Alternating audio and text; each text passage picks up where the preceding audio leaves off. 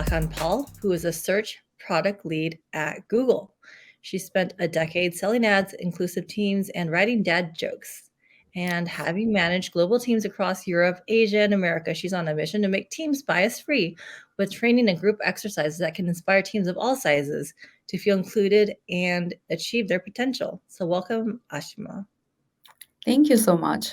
Hi, everyone. I'm glad you all are here to celebrate, Women's Day and to elevate yourselves. This is fantastic. I am Ashima Lakhanpal. In my day job, am a search product lead for retail. So, in simple terms, what I do is I channel product feedback to teams at Google based on whatever inputs I get from customers, retailers, on search, shopping. So, if you have questions on what do I do exactly, I'm more than happy to connect one on one later. But for now, that's the easiest way I can say what my job is. But that's not why I'm here. I'm here today to tell you something about what am I passionate about, and you'll hear that in exactly a minute more. So let me give you a quick question so that you get a sense of where am I headed to. Now, it's said that we receive 11 million bits of information every single moment. I would love to hear from all of you. What do you think is how much of this do we consciously process? Feel free to drop responses in the chat, but I'm curious to understand if, you have guesses on this. Out of 11 million bits, how much does a human brain consciously process? Oh, okay, 5%. I see that. Yeah, well, surprisingly, out of this 11 million bits of information that we receive, we actually only consciously process 40 bits of information, which means 99.9% of the times we're actually making decisions based on our subconscious or our unconscious bias, as I like to call it. So imagine the amount of decisions like which coffee do I want, which elevator to take. Simplest of our decisions we're actually taking as fast as our subconscious brain can process, which is the topic that I'm here for to talk about. Is that, well, ladies and gentlemen, bias is something that has been a part of all of our lives for so long, driving almost 99% of our decisions, and we have never ever given it a second thought. So this June 2023, I complete a decade in tech, which is 10 years of working in tech. If someone asked me at the beginning of my career, I would laugh it off and think, well, I'm not going to be here for long. But 10 years is what I have done in tech. And as I look back at my 10 years in tech, the one thing that stands out to me is that I have had a lot of first moments, only moments, as a woman, as the only woman in the room, as the first woman in the room. And it's been a proud moment, but also quite learning because I have had time to contemplate what these first moments mean. For example, if I remember my first ever conference, it was for an automotive company. And I was supposed to present these really cool gadgets and say why data is going to help these cool gadgets, etc. But I remember that session bombing because the entire audience was, a room full of men. And I don't know if they wanted to hear what I had to say.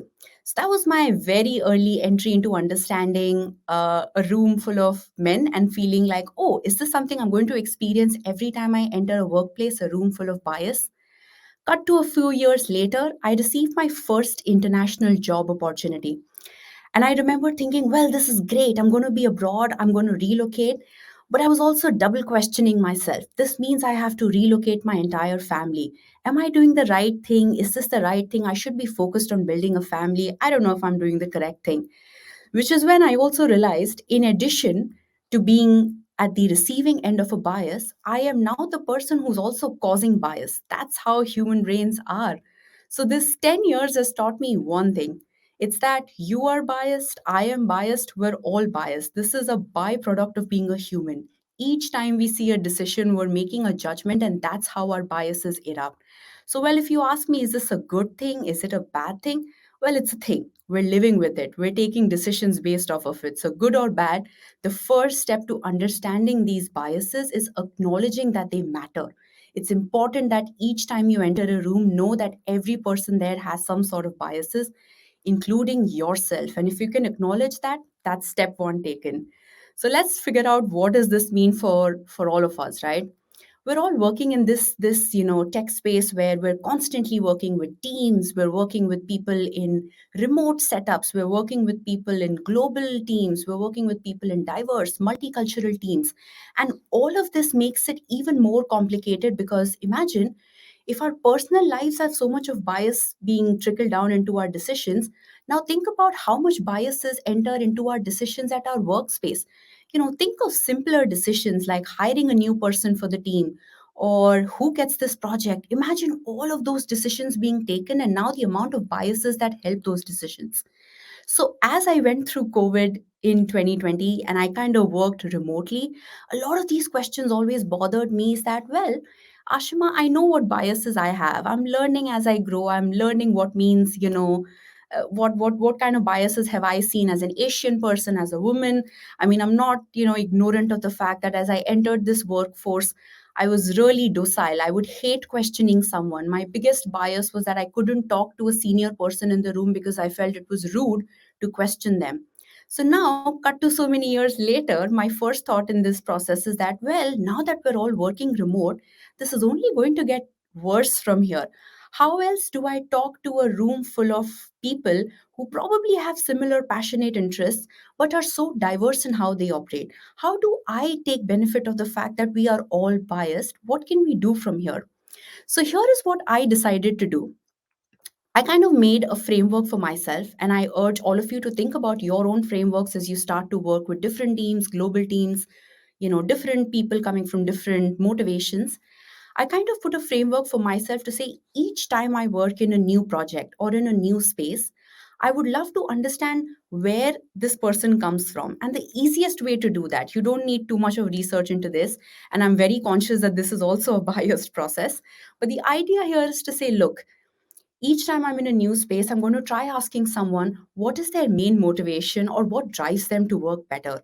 And if I can club that into four main buckets, I have a better way of working with each of them.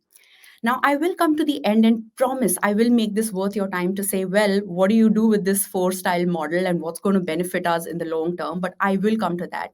Let me first tell you a little more about what this model looks like. So I kind of said, okay, look, each workspace typically has one of these four people. And this is how I simplified this for my decision making. I said, well, typically if someone says, I love working with people, it's my passion, I want to feel like I'm working with family, with home. It's this person is showing you traits of a relator. He's this person who's actually meant to build more relationships and he drives off a lot of energy of this particular trait. So this person could be called a relator. The second type of person I would see is someone like an influencer. They are the people who kind of love winning others over. It's almost like they like wooing you day in and day out because that's how they operate. They're the swift talkers. You see them. Sometimes I've personally been at the brunt of someone who's been an influencer and felt, look, am I being, short sold because this person is so good at what they do? But that's what influencers do. They kind of persuade you to an idea or a concept and they do it really beautifully. And I'm sure you see it in some teams yourself too, even if you're in college, school, working through some, recently created teams, you will always find this one influencer sitting in your team ready to talk about something. The third kind of person I've typically found is a strategic person. They can literally spot a trend from a mile away. Talk about any concept and they will try finding trends and saying whether this exists, what kind of issues, consequences, problems they can already anticipate. It's almost like they have seen 5 steps ahead in advance, and it's a good thing because that's the part that excites them. The final part is someone like an executor, which I personally relate a lot to. It's from the idea of, how many people get a high when they kind of tick things off their list. This is me. I love being the fact that I'm so productive. I have done 10 meetings today and I've kind of ticked so many other things off. That's my motivation to work, is that I love to implement things and kind of push them until I see it till the end. Now I know that this is, a typical workspace. You may have someone fall into one of these four buckets, but like I promised, I'm going to tell you what does this mean if you are working in a team like this. I realize the benefit of all of us being biased or having judgments or making decisions based on biases that we have is the fact that you can actually benefit from a team member who has a strong motivation like this. For example, in my case, the fact that I have been an executor and I have loved working, to tick things off my list, I would make a great pair with an influencer. Imagine me and an influencer working together on a project. We could actually make this project look so better than it already is just because my skills and their skills are complementary. So I urge you to think that each time you enter into a team, think about what is actually complementing you and anyone else's skills. And that's what I call a strength spotter. It's an easier way because look, we're all biased. We're going to operate from decisions that erupt from our own biases. We could be the ones causing it, we could be the ones at the end of it. But I actually love the fact that this framework helped me think, look, I am a person who's an executor. What is the best thing I need for this project in order to move forward? I've also had examples where someone like a strategic person and a relator have worked really well. Now imagine if you're trying to get a project right off from the ground, this relationship builder can actually go and bring anything that kind of brings that relationship in, and a strategic person can help you build that framework. So many times you're just missing those one two parts that this other person in a team can bring. So as I promised, that's my takeaway for you here, which is the next time you're in a team, right? Remember these three things. Acknowledging biases is never going to be out of fashion. Each time you are a person in a room that you feel is awkward, remember that someone else is also feeling awkward. I love the fact that my manager asked me this question, and she's a female manager, by the way. She asked me, Ashma, how are you feeling and how did this make you feel? I remembered the power of this question because it meant that, wow, someone actually understands where I come from. So the next time you are with someone else, acknowledge someone else's bias. It's never going to be out of fashion. You're going to uplift someone so much that it's going to make their day. It's your key differentiator, and so is it mine. Working in teams is only going to get tougher. We're going to adjust to a new reality: remote, global, complex teams, diverse teams, multicultural teams. It's going to get better, or probably, as I say, complex. But if this gets more tougher, learn that your team members' key motivation and learn how to pair it with yourself. There is no harm in realizing the fact that these decisions are being taken based on how we think or believe or our system. So it's almost like saying biases is going to help you take these decisions. Learn your team members' key motivation to pair it with yours. That was my strength spotter model that I had. I mind, and I'm very conscious that this is again bias at its best because I have simplified it to no extent. But I would love to hear from all of you if you feel like there is anything that has helped you personally work through a team as you work through biases, their own, yours, and what has helped it work better. But let me know if there's any more questions here. Oh, I love the comments, ladies. I really appreciate all of this. It makes me feel like you all have been in the same boat at some point. And this is a fantastic way of saying we all acknowledge each other's status where we are at. So thank you for sharing these comments. It means a lot. I see, Susan, your question, which pairs best? In my opinion, it totally depends on the project that you're trying to do. I have noticed myself work better with an influencer if I need to kind of market my project a little better. Like I am an executor and I feel like I really want to get extra hours done to get this out. But when I pair myself with an influencer, I feel it's fantastic. They know how to market it. They're kind of filling the holes that I don't have. I also have seen an executor work really well with a strategic person just because they kind of build the bigger picture and I'm kind of, filling in the gaps. So I kind of feel like it totally depends on the project, but you can make a pair out of anything. It's just a matter of knowing what that motivation is and how you can pair it with you. I love, Jennifer, your comment. It is better to lead with your dorkiness, but I really appreciate this comment. It means so much. Which type of struggle do you collaborate with most, and what strengths do you lean on to make it successful? Uh, I have worked through three different global jobs, and all of them have involved working with people from really different cultures. I remember working in Ireland at one point, and I could feel no relation whatsoever to the audience just because I have been an Asian all my life. It was very difficult to understand what motivates a general Irish person to say, I'm going to go to work today.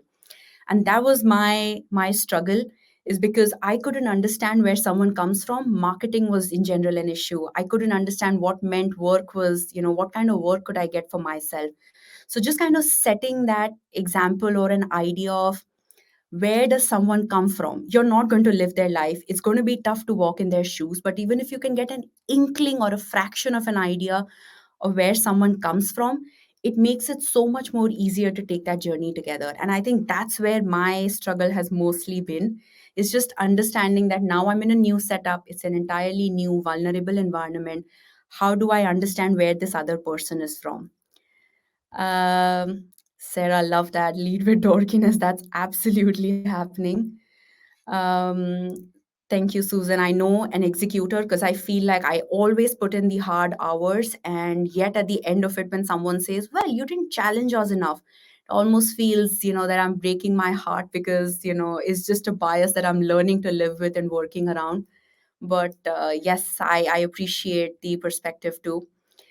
One challenge is multiple time zones and setting a meeting time. Greta, I cannot plus one this comment so much just because having, I have an entire family in India, and each time I'm trying to get basic things done and, making time for my parents, making time for my family here, it just seems like a massive task to kind of understand that, just showing someone that I'm trying to be inclusive is an appreciation in itself, which is what I started doing here.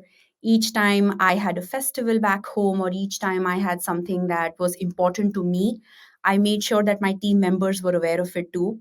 Just because that would just drive home the point that, look, here is my motivation to doing what I'm doing, or here is the motivation why I'm doing it.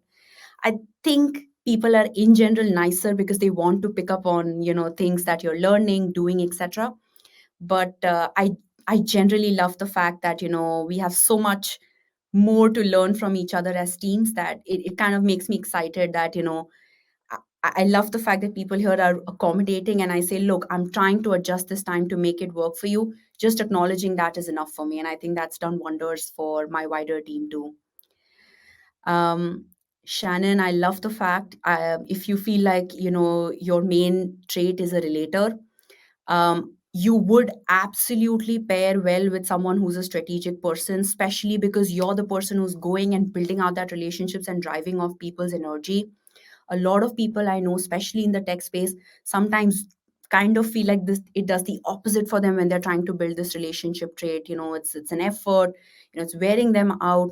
But this strategic person can actually bring in those extra traits and see those 5 steps ahead. So I love how you're thinking about it. There is a project, this is a perfect way of thinking about how better to pair your team members, like how better to think about who works better in pairs. So absolutely plus one to that. Michelle, thank you for sharing. You had a project, and the rest were in Germany and India. They asked me for my preference. That is fantastic on your end, Michelle.